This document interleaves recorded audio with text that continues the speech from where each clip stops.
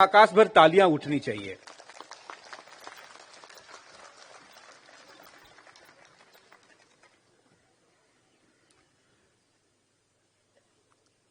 Honourable member of parliament बांसुरी Swaraj ji, Delhi government के senior officers और आज संवाद के माध्यम से राजनिवास में आए हमारे सभी सीनियर सिटीजन्स, सबसे पहले तो मैं एक पूछना चाहता हूं आपसे कि मैं लास्ट टाइम आपसे 17 दिसंबर को ही मिला था, शायद एक हफ्ते पहले, और तब से और आज में जो यहां मैं चेहरे देख रहा हूं उसे ऐसा लग रहा है कि यहां पर सीनियर सिटीजन्स नहीं बल्कि सब 40 साल की उम्र वाले यंग लोगों को बैठाया गया है।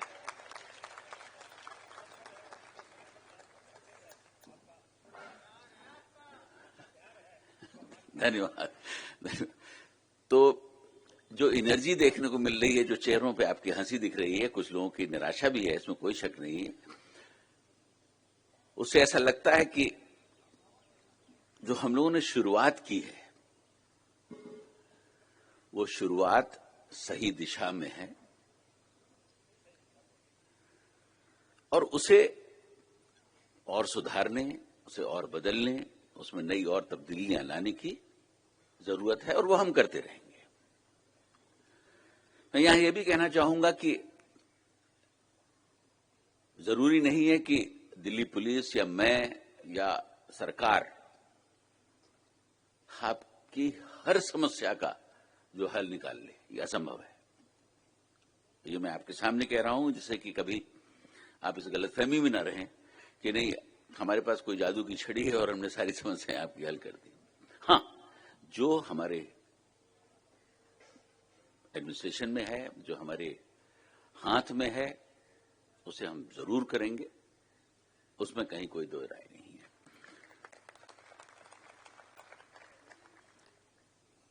मैंने आपसे उस दिन कहा था कि हम जल्दी ही राजनिवास में मिलेंगे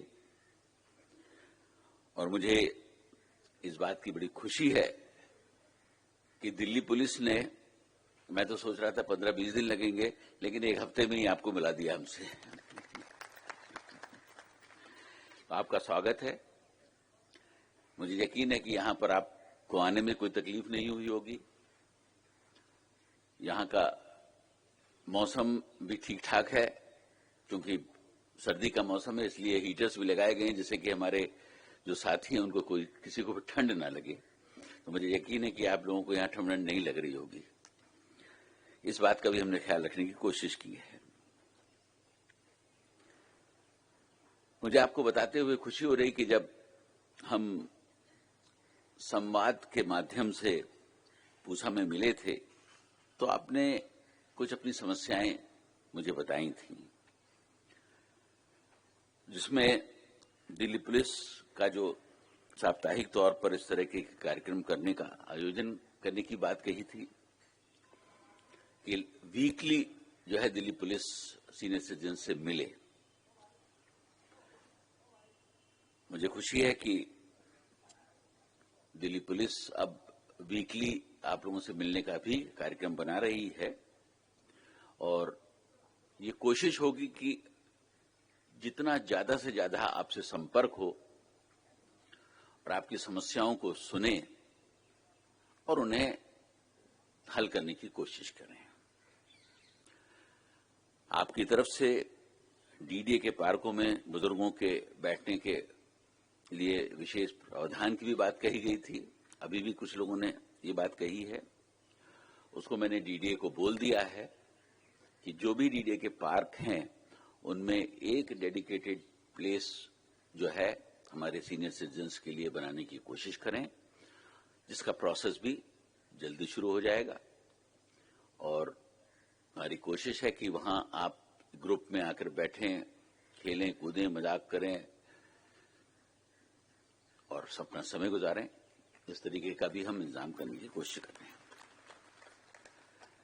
आपकी तीसरी मांग थी कि डार्क स्पॉट्स हैं जहां पर अक्सर कुछ घटनाएं हो जाती हैं। अभी भी कुछ लोगों ने ये बात को कहा है, उसके लिए भी आदेश दे दिए गए हैं कि उनको चिन्हित करें और वहां पर प्रॉपर लाइटिंग का इंतजाम करें, तो वो भी समस्या जो है आपकी दूर हो जाएगी। इसके लिए मैं बताना चाहूंगा कि मैंने स्ट्रीट लाइटिंग की जो जिम्मेदारी है जो पीडब्ल्यूडी और एमसीडी के पास है, उनको ऑलरेडी निर्देश दे दिए हैं कि वो जहां जहां पर जो है ब्लैक स्पॉट्स हैं उनको पुलिस के साथ मिलकर आइडेंटिफाई करें। पब्लिक भी जो कंप्लेंट कर रही है उसको भी देखें और इस लिहाज से उसका अपना काम करना शुरू करें। कुछ लोगों ने कहा था कि कुछ ऐसे स्पॉट्स हैं जहां पर पुलिस की प्रेजेंस जरूरी है, उसको भी उस वक्त नोट किया गया था। आज भी कुछ लोगों ने इस बात को कहा है, वहां पर पुलिस की प्रेजेंस को हम बढ़ाएंगे और आपको जल्दी ही उसके रिजल्ट्स भी देखने को मिलेंगे। इसके अलावा आप लोगों में से किसी ने कहा था कि जो सिविक एजेंसीज हैं जो सड़कों का निर्माण करती हैं उनको सीनियर सिटीजन फ्रेंडली बनाने की जरूरत है। उसके भी मैंने आदेश दिए हैं और आपको थोड़े समय के बाद इसमें बदलाव देखने को मिलेगा, क्योंकि ये सारे काम जो हैं एक हफ्ते या 15 दिन या 1 महीने में नहीं हो सकते हैं। दिल्ली पुलिस आपकी सुरक्षा के लिए हमेशा मौजूद है। जैसा मैंने पहले भी कहा कि जरूरी नहीं है कि हम या दिल्ली पुलिस हर व्यक्ति की समस्या का हल कर सके और हर एक को सेटिस्फाई कर सके, लेकिन दिल्ली पुलिस की ये पूरी कोशिश होती है और कोशिश रहेगी कि जो आपकी समस्याएं हैं उनको कितनी जल्दी हल किया जा सकता है। जैसे अभी हमारे एक सज्जन जो थे बहुत नाराज थे, जिन्होंने अपनी समस्या को बताया, तुरंत उसको नोट कर लिया गया है। शाम को 4 बजे उनका अपॉइंटमेंट भी फिक्स हो गया है डीसीपी के साथ। वो वहां उनसे मिलें, अपनी बात को कहें और उस समस्या का हल भी किया जाएगा। मैं ये भी कहना चाहूंगा कि कभी कभी तैश में लोग अपनी बात कहते तो हैं, लेकिन वो हमेशा एक तरफा बात करते हैं, दूसरा पहलू कभी उसका मालूम नहीं होता है। तो इसलिए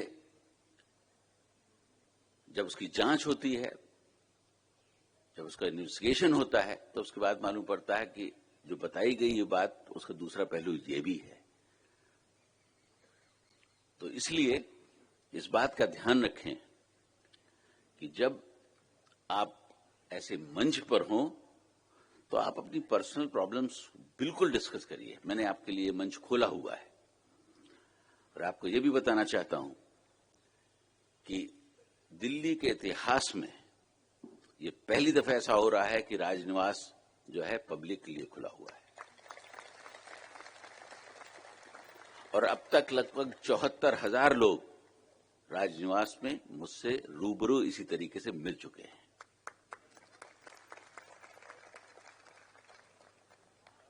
और जो अपनी भी समस्या कहता है उसको सॉल्व करने की कोशिश की जाती है और ज्यादातर लोग सेटिस्फाई होकर जाते हैं।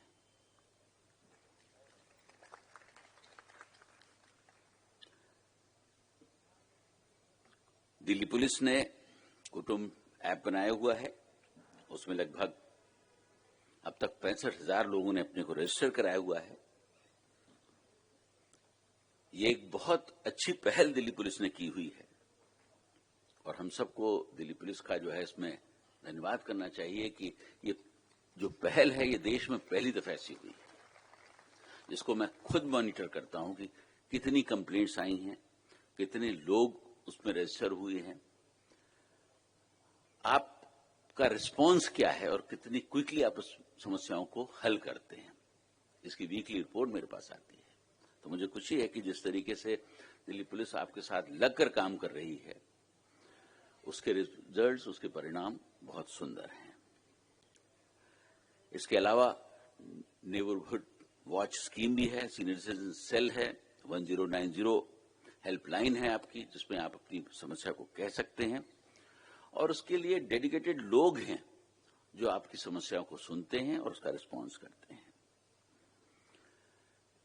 मुझे इस बात की जानकारी है कि दिल्ली में कई ऐसे बुजुर्ग हैं जो अपने किन्हीं कारणों के वश अकेले रहते हैं। बच्चों के होने के बावजूद भी उन्हें अकेला रहना पड़ता है, और जब कोई बुजुर्ग अकेला रहता है तो बहुत सारी समस्याओं को फेस करता है। लोनलीनेस जो है वो शायद सबसे बड़ी सजा है। जब आदमी 10-12 लोगों के बीच में बैठा हो, उससे बातचीत करता हो, तो हमेशा उसकी उम्र बढ़ती है। लेकिन एक आदमी अगर अकेला बैठ जाए, जिसके आसपास कोई व्यक्ति ना हो, उससे बात करने वाला कोई ना हो, उसे कोई दिखने वाला ना हो, तो आप समझ लीजिए कि एक दिन में 1 दिन की उम्र नहीं घटती, बल्कि एक दिन में 100 दिन की उम्र घटती है। तो इसलिए ये समस्या गंभीर है, लेकिन इसमें सरकार का रोल कितना होगा, पुलिस का रोल कितना होगा, ये हमारी लिमिटेशंस है। इसमें समाज का रोल जो है वो सबसे इंपॉर्टेंट है। आप जिस सोसाइटी में रहते हैं, मैंने लास्ट टाइम भी ये बात कही थी, जरूरत है कि आप महिलाएं, पुरुष अपना एक छोटा सा ग्रुप बनाएं, एक दूसरे के घर आना जाना शुरू करें, एक दूसरे के घर खाना पीना शुरू करें, साथ में किसी पार्क में जाना शुरू करें। आप देखिएगा जो आपके जीवन में बदलाव आएगा वो अद्भुत होगा। मिलना जुलना हेल्दी जीवन के लिए बहुत जरूरी है। आप सब हमसे सीनियर हैं, मैंने तो आपको ये सलाह दी है। अभी मेरे रिटायरमेंट में 20 साल है, क्योंकि मेरी उम्र अभी 40 साल है।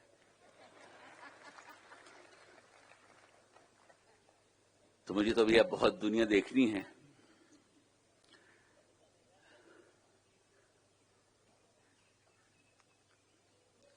मैं आपसे फिर ये कहना चाहूंगा कि 1 जनवरी 2024 से और 30/11/2024 के बीच जो senior citizen helpline, emergency response support system और अन्य पर जो कुल 87,777 कॉल्स आए हैं, इट्स अ ह्यूज नंबर, जिसमें 71,000 से ज्यादा कॉल्स का निवारण किया है दिल्ली पुलिस ने।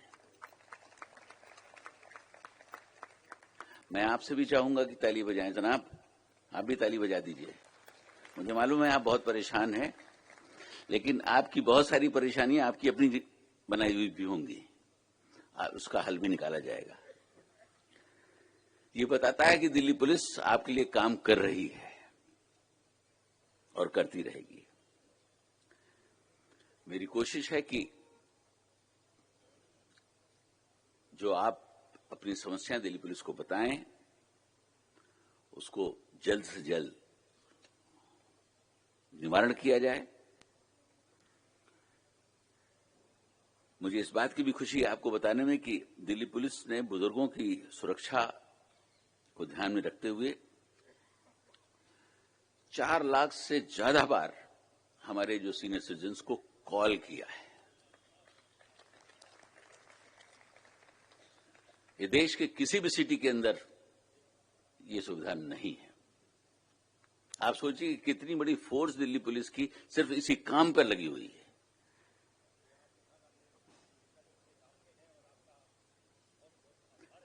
नहीं, ये आपका सहयोग है।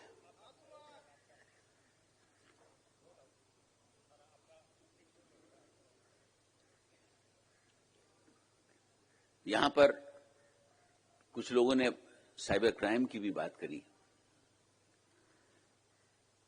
मैं एक लाइटर मोड में कहना चाहूंगा इस बात को कि साइबर क्राइम जो हो रहा है उसमें फंसता कौन है?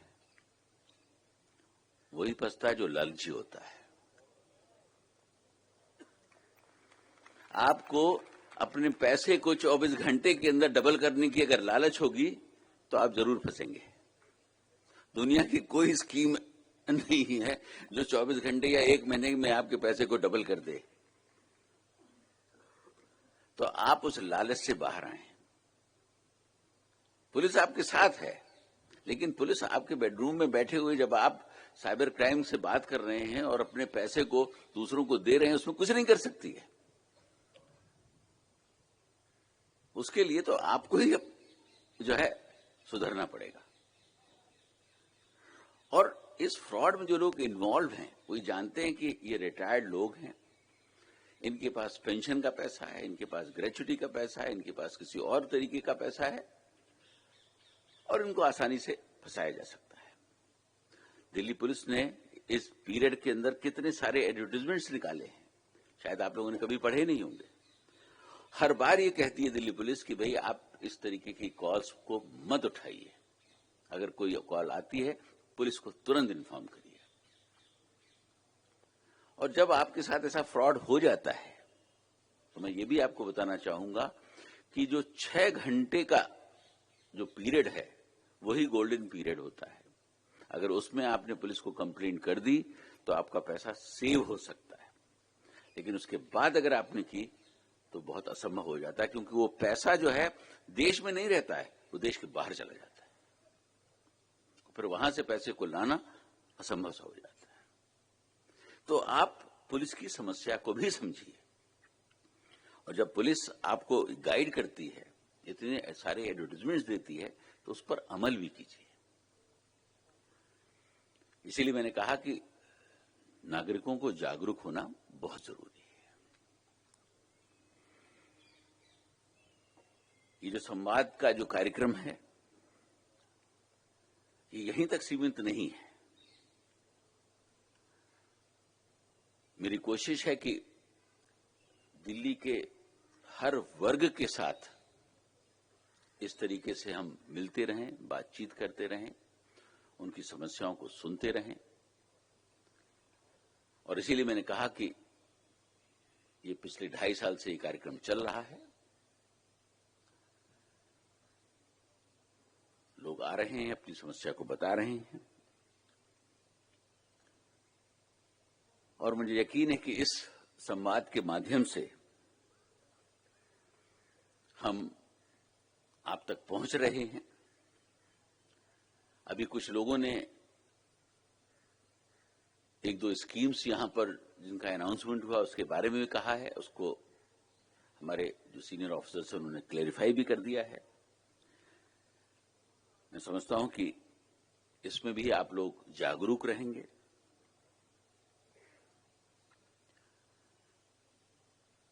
किसी ने एक बड़ी खूबसूरत बात कही है कि कहने को तो सारे रिश्ते अच्छे होते हैं, पर जो रिश्ता हमेशा साथ दे वही सच्चे होते हैं।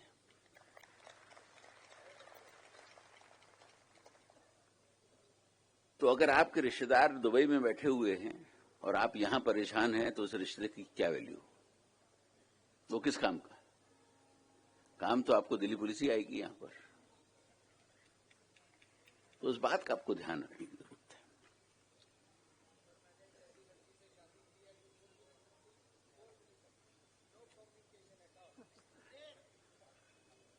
आप महान हैं, लेकिन ये आपकी चॉइस है।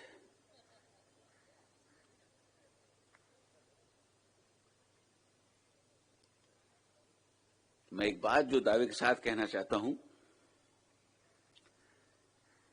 कि दिल्ली में जो बुजुर्ग हैं, जो सीनियर सिटीजन हैं, वो सेफ हैं और उनकी सेफ्टी के लिए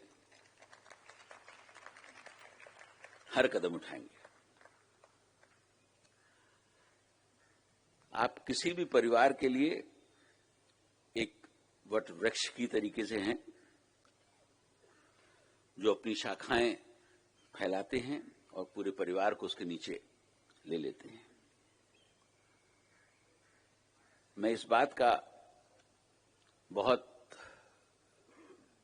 पुरजोर मानने वाला हूं कि किसी भी परिवार में एक बुजुर्ग का अगर आपको आशीर्वाद मिलता है तो वो परिवार हमेशा फलता फूलता है। वो नसीब होते हैं जिनके यहां बुजुर्गों का साया नहीं होता। बहुत सारे बच्चे अपने माँ बाप को छोड़कर कहीं चले जाते हैं। मैं बहुत सच्चाई की बात कर रहा हूं आपसे, और यहां कोई भाषण नहीं दे रहा हूं, यहां आपसे एक संवाद कर रहा हूं।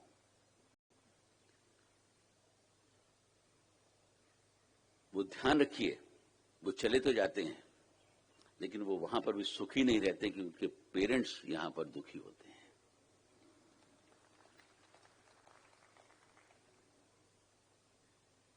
ये बात भी हमें समझने की है।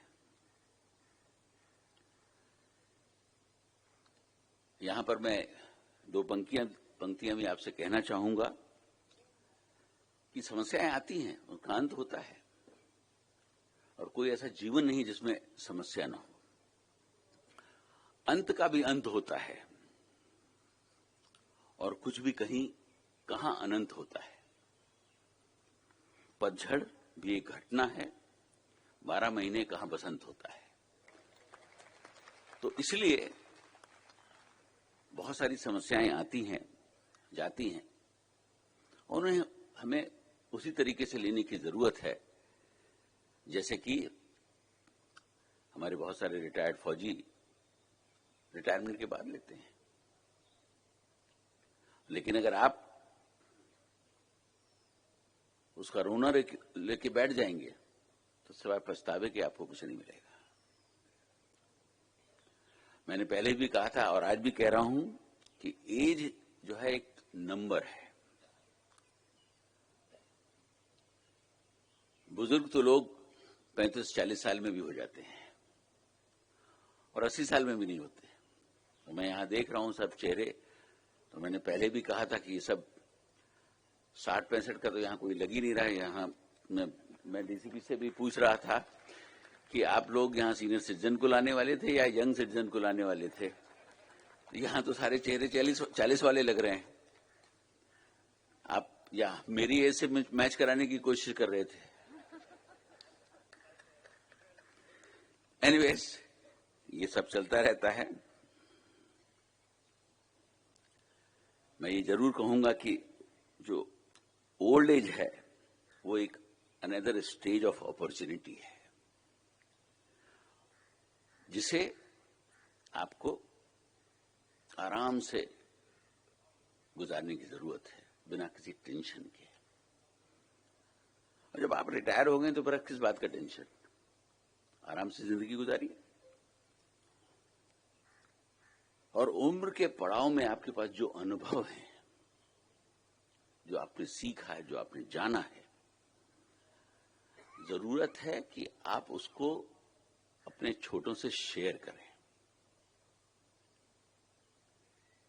जब आप बहुत सारे टीचर्स होते हैं, कुछ प्रिंसिपल्स होते हैं, कोई पुलिस अफसर होता है। देखिए, पुलिस अफसर थे, वहां बहुत बड़ा बात बता रहे थे अपनी अनुभव की।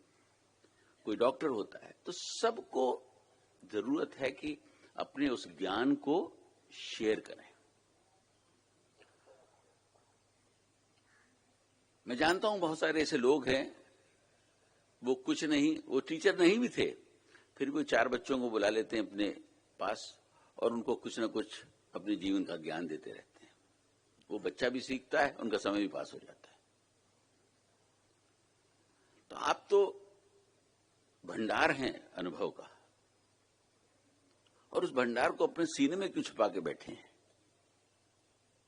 उसे बांटिए, और जितना बांटेंगे उतना सुख आपको मिलेगा। और मैं पहले भी कहा था कि बुजुर्गों का किसी भी घर में होना जो है एक बहुत भगवान की देन होती है। और किसी ने बड़ी खूबसूरत बात कही है कि जिनके आंगन में बुजुर्गों का शजर होता है, शजर का मतलब बड़ा पेड़ होता है, जिनके आंगन में बुजुर्गों का शजर होता है, उस आंगन में रौनक का बसर होता है।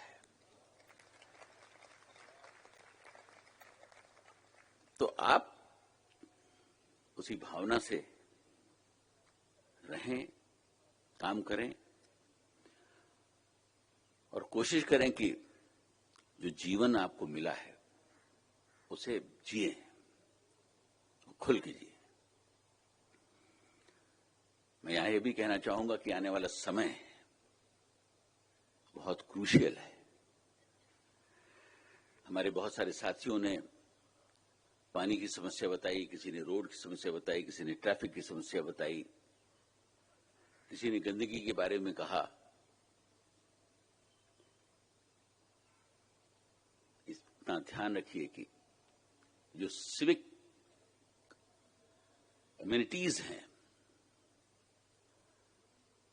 उनको आपको कैसे पाना है, किसके माध्यम से पाना है, इसको डिसाइड करने वाले सिर्फ आप और आप ही होते हैं। जब आप गलत निर्णय लेते हैं तो आपको तकलीफें होती हैं। जब आप सही निर्णय लेते हैं तो आपकी तकलीफें कम होती हैं। समय है कि आप इस पर विचार करें, सोचें, समझें कि हमें दिल्ली को किस रूप में देखना है, दिल्ली में हम क्या चाहते हैं, दिल्ली को हम कैसा बनाना चाहते हैं। और वो तभी हो सकता है जब आप अपनी जिम्मेदारी को समझें। जब तक आप अपनी जिम्मेदारी को नहीं समझेंगे तब तक ये संभव नहीं है। इन्हीं शब्दों के साथ मैं एक बार फिर आपका राजनिवास में स्वागत करता हूं। मुझे खुशी है कि आप आए, आपने अपनी बातें कहीं और मैं इस बात का फिर आपसे वादा करता हूं कि अब हमारी कोशिश होगी कि आपसे फरवरी के महीने में मिले।